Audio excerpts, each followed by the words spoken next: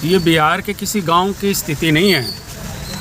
ये हरियाणा के गुरुग्राम के गांव काकरोला की स्थिति है गलियों की। ये देखिए, इस वक्त हमारे साथ डॉक्टर राहुल यादव हैं, गांव काकरोला के उभरते हुए नेता हैं, सामाजिक कामों में बढ़ चढ़कर भाग लेते हैं और अपने गांव की गलियों की स्थिति जब ये देखते हैं तो बहुत ही दुखी होते हैं, लेकिन उन स्थिति को ठीक नहीं करा पा रहे हैं। आज इनसे बात करते हैं कि क्या कारण है कि गांव की गलियां ठीक नहीं हो पा रही, जो बहुत ही ख़राब है।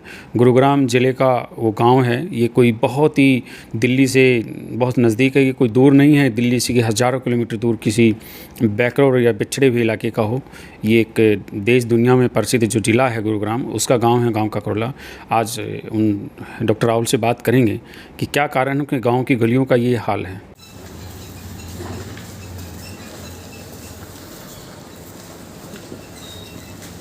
हेलो,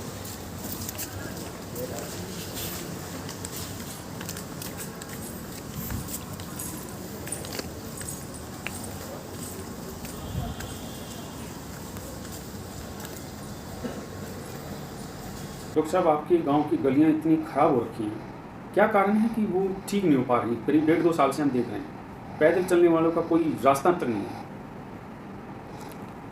करीबन 1.5-2 साल पहले मेरा गांव मानेसर नगर निगम के उसमें आया था।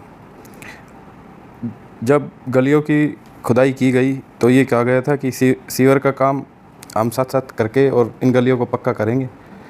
उसके बाद ना तो ये गलियां पक्की हुई है और ना ही हमारे गांव के पानी की निकासी का कोई भी समाधान अभी तक नहीं हुआ है। तो मैं अधिकारियों से बात हुई होगी, निगम अधिकारियों से भी हमने कई बार एप्लीकेशन भी दी है। क्या जवाब मिला?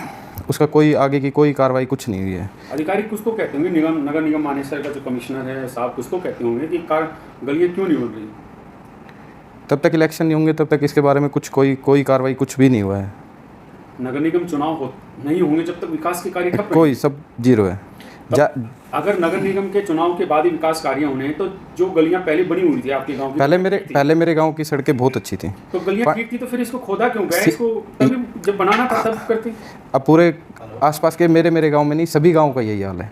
सड़कों की खुदाई की हुई है, ना ही कोई उसमें काम है। हम कंप्लेंट देते हैं, बीच में मिले भी हैं, हम अधिकारियों से भी मिले हैं, निगम के अधिकारियों से। वो बीच में बस वो नालियों की सफाई करा देते हैं, बाकी कोई काम हमारे गांव का नहीं हुआ है। मुझे जहाँ तक जानकारी है, आप माननीय उप मुख्यमंत्री जी से मिलते हैं, शायद मुख्यमंत्री जी से मिलते हैं, तो क्या उनके समक्ष ये गाँव की समस्या कभी रखी? हाँ, बिल्कुल रखी गई थी सर। तो क्या किसके सामने? माननीय उप मुख्यमंत्री जी के सामने भी रखी गई थी, और जो हमारे कमिश्नर हैं, इनसे पहले जो कमिश्नर थे उनको भी एप्लीकेशन दी हुई है, मेरे गाँव की कमेटियों ने भी दी हुई है। तो उप मुख्यमंत्री जी की तरफ से क्या जवाब मिला? कि ठीक कराएंगे। बीच में जो मेरे गांव के स्टैंड पे है वहाँ पे कुछ सड़कें वो थोड़ा वो डलवा के उन्होंने ठीक कराया था, रोडी और ये डलवा के। अब दोबारा सेम हालात है गांव के। पानी की निकासी मेरे गांव की बिल्कुल भी नहीं है, और ना ही निगम के नाम पे मेरे गांव में कोई साफ़ सफाई ऐसा कुछ भी नहीं है। अगर मान लीजिए अगले कुछ 6 महीने, 1 साल, 1.5 साल चुनाव होंगे नहीं होंगे, अभी तो हम तो कुछ नहीं कह सकते, तो क्या यही स्थिति बनी रहेगी? वहाँ तो किसी बुजुर्ग का, बच्चे का तो छोड़िए, युवा का निकलना मुश्किल है। सर, युवा का निकलना भी मुश्किल है और गाड़ियों का भी काफ़ी नुकसान होता है। मेरे गांव के स्टैंड पे जहाँ बात करोगे, जिसको ये गुरुग्राम यूनिवर्सिटी से आगे हम चलते हैं, गांव का जो मेन चौराहा है, वहाँ पे तो डेली का काम है। डेली किसी की गाड़ियाँ ख़राब होती है, किसी की मोटरसाइकिल, काफ़ी गड्ढे बने हुए हैं। बार बार फॉलोअप भी करते हैं, गाँव के कमेटी के जो मेम्बर है वो कंप्लेंट भी दे के आते हैं, लेकिन उस पर कोई प्रोग्रेस, कोई कुछ नहीं है।